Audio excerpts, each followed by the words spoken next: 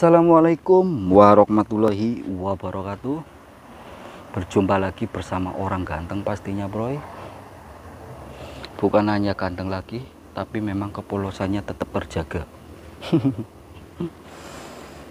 Jadi di video ini aku mau jadi di video ini aku mau berbagi sebuah kisah, bro. Dimana kisah ini yang pernah aku alami di apa ya? Oh ya gini, bro. Aku juga mau minta maaf ya buat kalian ya, bro, yang menyaksikan video ini. Jika kata-kata aku ataupun cara berbicara aku untuk menyampaikan berbahasa Indonesia kurang baik ataupun masih amburadul, saya minta maaf ya, bro, karena memang saya ini susah kalau ngomong bahasa Indonesia ini gimana ya, masih gelabotan lah ya, bro. Jadi aku minta maaf ya, bro, dan semoga kalian paham lah kalau aku cerita ngomong bahasa Indonesia. Soalnya kan nyung angel nyung, padahal nyung wis merantau ning ndi wis tahun-tahunan awit cilik Jakarta, tapi ngomong bahasa Indonesia wis ambuh. Jadi gini, bro, saya akan berbagi sebuah kisah di mana kisah itu yang pernah aku alami, apa ya, mungkin sudah kejadiannya berapa puluh tahun ya, dari aku pengantin baru. Nah sekarang aja anakku sudah umur 10 tahun, berarti antara 11 tahun yang lalu, bro. Jadi aku ini dulu ini pernah nemu sebuah apa ya, rezeki emas yang lumayan banyak, dan totalnya yang uang dari emas pun lumayan banyak, bro. Jadi gini ya, bro, aku ceritain dari awal mulanya sampai aku menemukan emas. Di mana itu? Tunggu, aku tak nyeruput kopi cap rondo dulu biar hatinya nggak keronto-ronto, bro.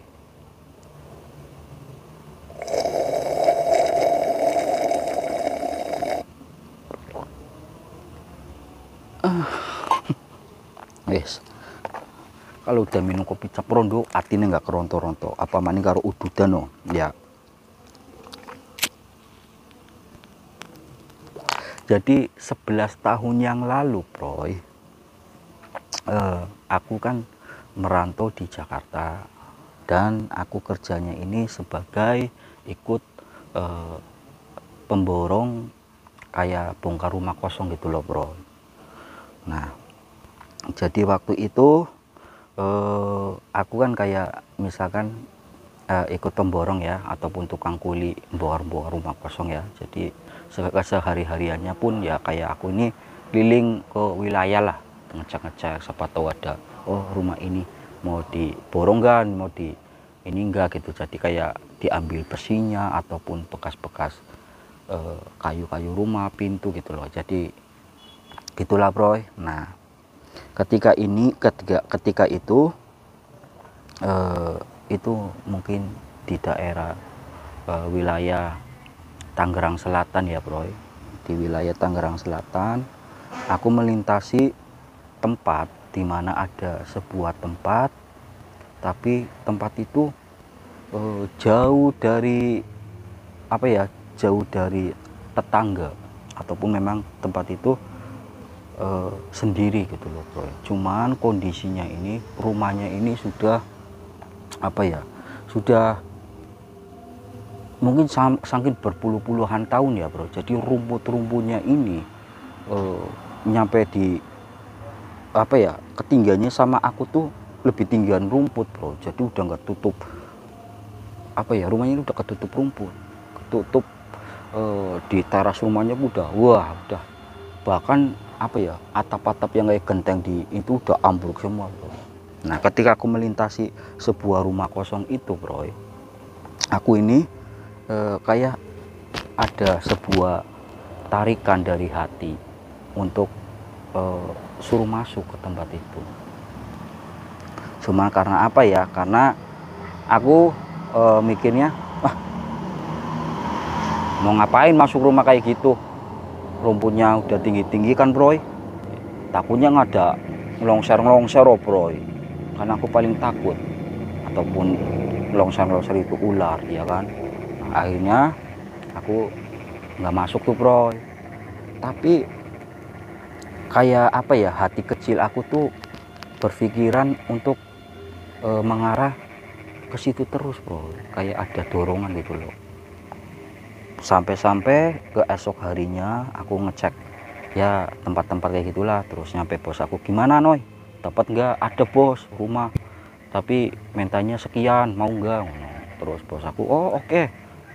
Kamu udah ketemu sama pemiliknya? Udah bos. Nah, akhirnya apa ya, survei ke tempat itu kan tempat ini bukan yang rumah kosong itu bro, ataupun inilah ya. Nah aku tuh kepikiran loh, kenapa aku kepikiran rumah kosong yang di sana, kan?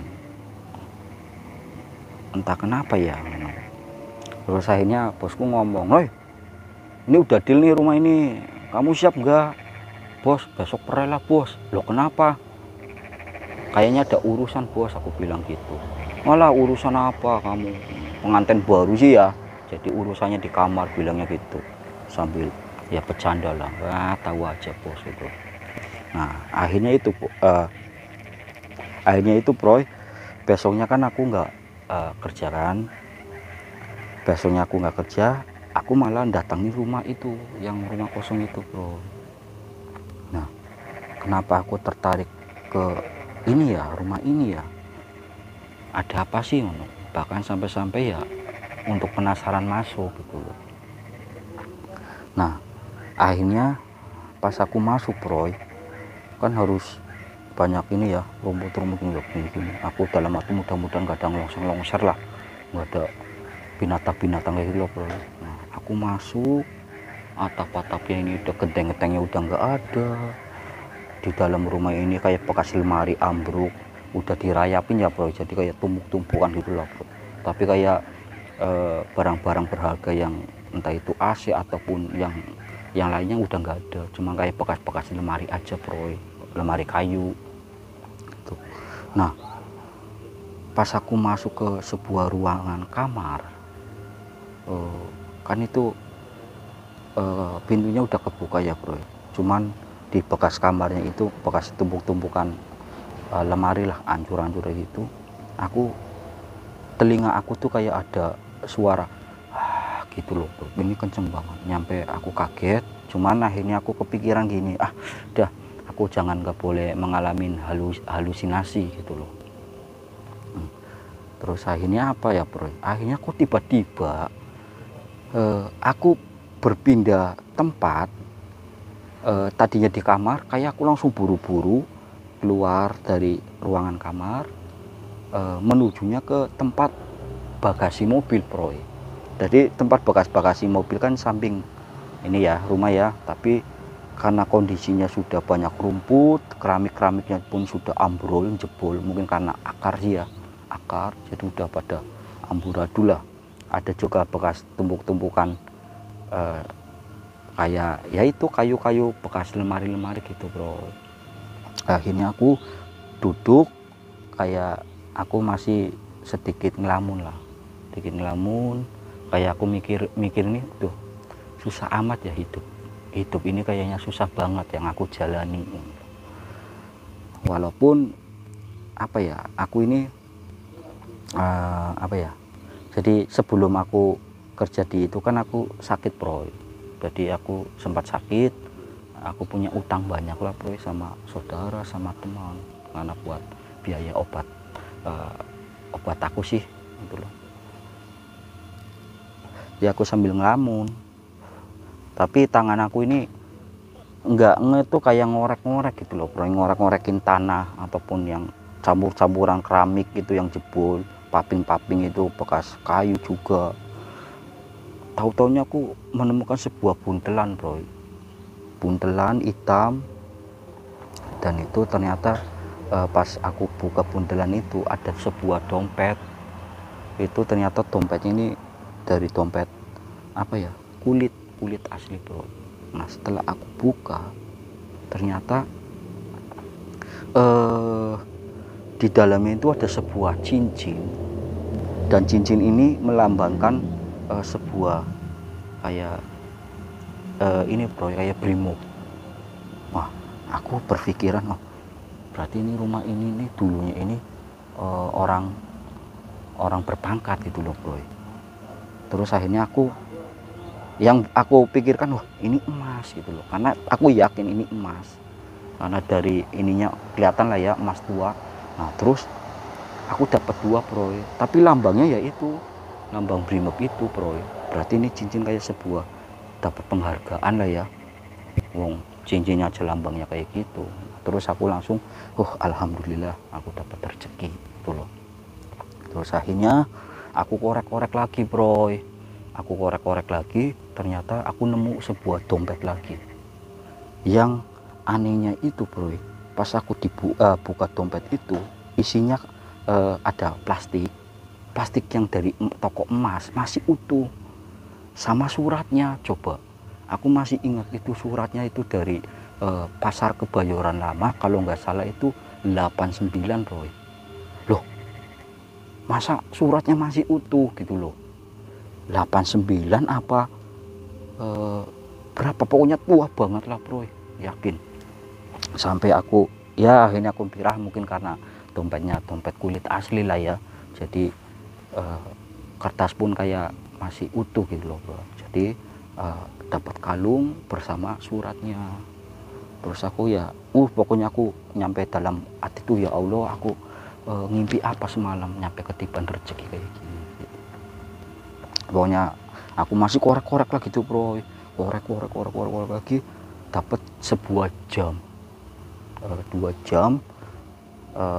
Ternyata jam itu berlapis emas, cuman aku nggak kepikiran, yang aku pikirkan ini, wah ini mah paling kuningan kan, bukan emas. Terus ya udah aku kantongin, korek-korek lagi bro, dapat sebuah gading, pipa gading, dan itu pipanya ini melambangkan sebuah partai, tapi enggak aku sebutin ya bro, enggak apa ya, aku nggak kepikiran bahwa kan gading ya, jadi gading kayak gini ya bro, ini kan gede, di sininya kecil, tapi di sini ada cincinnya, 1, 2, yang di gede ya cincinnya gede, yang sini cincinnya agak kecil. Dan aku nggak kepikiran bahwa itu emas, yang aku pikiran itu sebuah kuningan. Nah setelah itu aku korek-korek lagi bro, korek-korek lagi, dapat cincin lagi bro, cincin emas, tapi kayak cincin anak kecil lah itu. Pokoknya aku kayak ngerasa gimana ya, ya Allah ini aku mimpi apa, kayak nggak percaya bro. Harus akhirnya aku pulang, aku ngomong ke istri aku, Dek, Mas dapat rezeki. Apa Mas? Ini Mas dapat kayak gini. Yang aku meyakinkan itu yang pertama yang cincin itu, yang melambangkan brimob itu 2. Ini kayak nek pasti itu Mas, coba ke toko Mas gitu. Akhirnya aku ngajak kakak iparku sama kakak kandungku buat nganterin sampai ke toko Mas. Si encinya ini kaget, mungkin karena dari penampilan aku ya bro kayak gembel sih ya, gimana lah ya, pakaiannya kan jelek lah ya. Si encinya ini nyampe, ini dari mana gitu. Aku ngomong aku kerjanya ini dapat rumah kosong Ci. Terus encinya, oh ya percaya.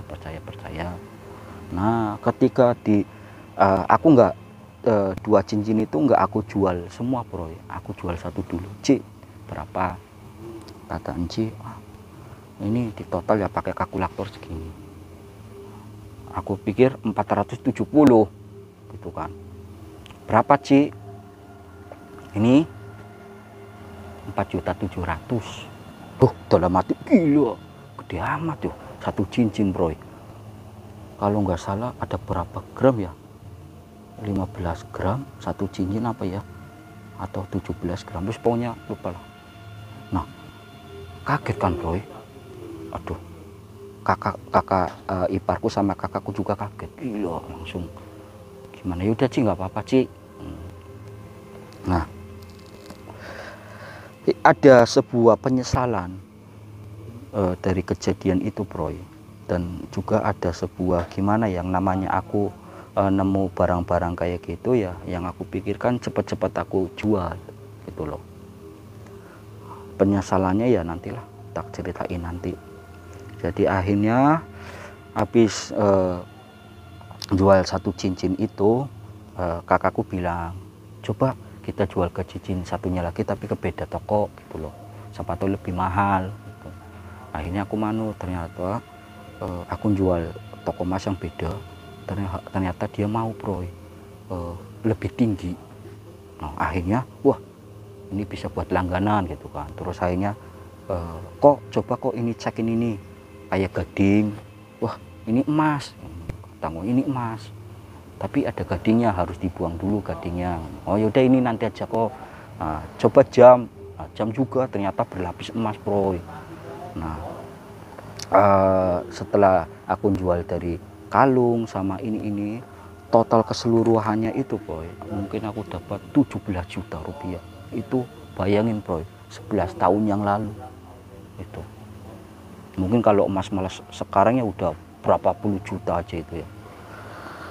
Nah karena aku mikirnya apa ya, aku mikirnya aku temenin kakakku sama kakak iparku, akhirnya jam yang berlapis emas itu aku berikan ke kakak ipar sama kakak kandungku itu. Dan ini jamnya buat sampean, itu lakunya mahal, udah buat sampean pokoknya satu-satu. Setelah itu dari kayak apa ya, aku megang uang 17 juta ini, aku udah ngasih uang juga sama kakakku, kakak iparku, ngasih pokoknya ngasih 1 juta sama bagi-bagi yang saudara-saudara. Saya kasih 100-an semua, sama tetangga yang satu bedeng saya tuh saya rata kasih 1-an semuanya buat amal ini. Jadi ya udah bersih aku megang uang segitu bro, 17 juta. Nyampe kaget lah, nyampe apa ya, nyampe ini mimpi apa enggak gitu. Nah ketika itu aku langsung pulang kampung bro, aku pulang kampung, mamaku juga, almarhum mamaku juga kaget, uang dari mana gitu. Aku bilang mak ini udah ini buat mama. Terus ini mana sih orang yang anak yatim ataupun kayak semacam janda-janda gitu loh, bagiin mak 50-an gitu. Orang sekampungku ya kaget, jadi kayak orang satu kampungku kaget lah, kayak aku bagi-bagi uang gitu loh, kaget. Aku beli motor juga gitu. Nah ketika itu aku malamnya itu dimimpikan, dimana dalam mimpi aku ini di sebuah danau, tapi ada seorang perempuan yang tiba-tiba itu nyamperin aku bro. Jadi seorang perempuan ini tiba-tiba nyamperin aku, dia mengucapkan sebuah kata. Dia bilang, mas, aku sayang sampean, apa yang aku beri ke sampean semoga sampean suka. Nah dalam mimpi itu si perempuan itu berkata seperti itu bro.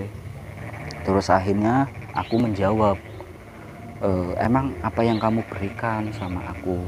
Nah si perempuan ini langsung jawab, kan sampean tahu tuh. Habis itu udah ya mas, aku tak pamit pulang.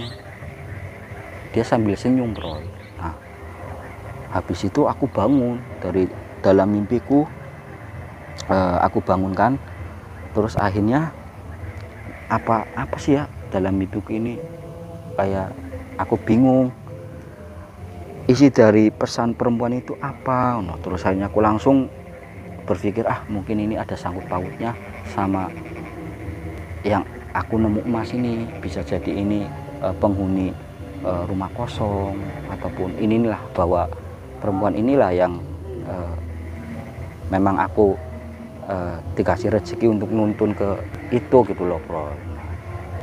Nah habis itu oh iya ada ini ya bro ya, jadi lupa tadi aku cerita juga, di rumah kosong itu juga aku menemukan sebuah batu, dimana dua batu ini pas aku ngorek-ngorek ini, aduh ini ada orang sahur Proy, jadi ditunda dulu ya Proy, ini suaranya mengganggu kenceng banget sih ya, pakai organ keliling.